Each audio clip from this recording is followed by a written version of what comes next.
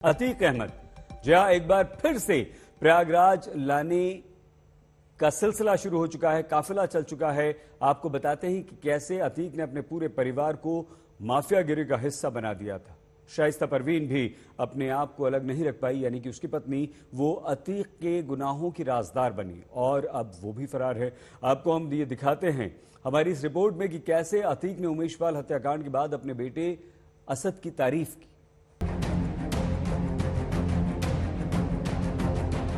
राजूपाल हत्याकांड के सबसे अहम गवाह उमेशपाल की सरेआम हत्या की गई।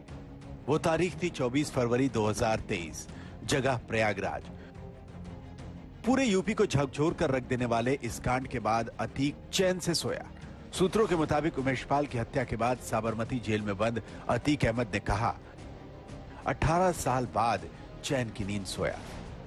लेकिन अतीक भूल गया कि अब उसकी नींद हराम होने वाली थी। जिस गुनाह को उसने और उसके गुर्गों ने अंजाम दिया, वो सरकार के लिए किसी चैलेंज से कम नहीं था। अतीक अहमद के खिलाफ पीड़ित परिवारों ने मुकदमा दर्ज कराया उसके परिवार के खिलाफ। वह समाजवादी पार्टी के द्वारा पोषित माफिया है और उसकी कमर को तोड़ने का काम हमारी सरकार ने किया है। और फिर मैं कहता हूं इसे इस माफिया को मिट्टी में मिला देंगे। सरकार किसी है, सरकार किसी है, गफलत में हो। ये माफिया है, इनको मिट्टी में मिलाने का काम करेंगे।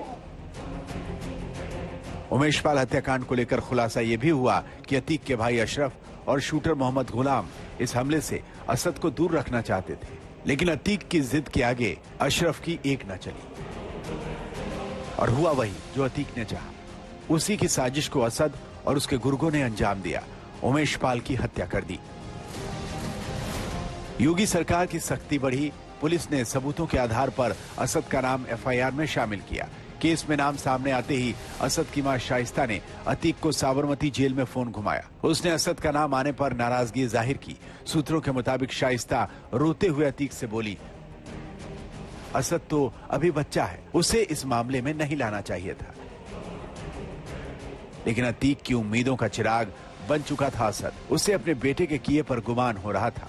असद ने 24 फरवरी को जो किया, अतीक उस पर फूला नहीं समा रहा था। शाइस्ता की शिकायत पर अतीक ने उसे डांट लगाई।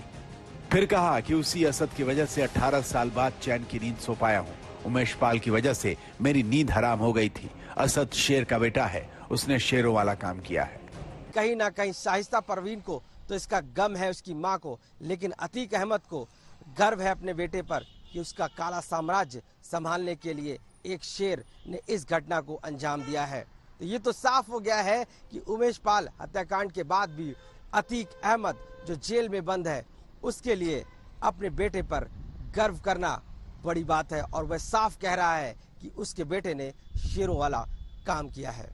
शायद अतीक को भरोसा था कि वो तमाम गुनाहों के बाद भी असद को बचा लेगा, लेकिन यूपी सरकार की सख्ती के बाद वो जान बचाकर भागता फिर रहा है। असद उसमें नहीं था, बिल्कुल असद वो अली वहाँ लखनऊ के डिग्री कॉलेज में। आप लोग सब मालूम कर लीजिए सर, हम इतना बता रहे हैं, हमारे पति को अभी एसटीएफ ने उठा लिया। अतीक अहमद को भी अंजाम का अंदाजा हो गया है। उसे भी अपनी जान का डर सता रहा है। अब पूरा कुनबा डरा हुआ है। जेल से निकलने पर अतीक को हत्या का डर सता रहा था। उसके भाई अशरफ को भी एनकाउंटर का डर सता रहा था। अब अपना अंजाम सोचकर अतीक की पत्नी शाइस्ता और उसका बेटा असद भी भागते फिर रहे हैं। प्रयागराज से पंकज श्रीवास्तव और संतोष शर्मा के साथ आज तक ब्यूरो।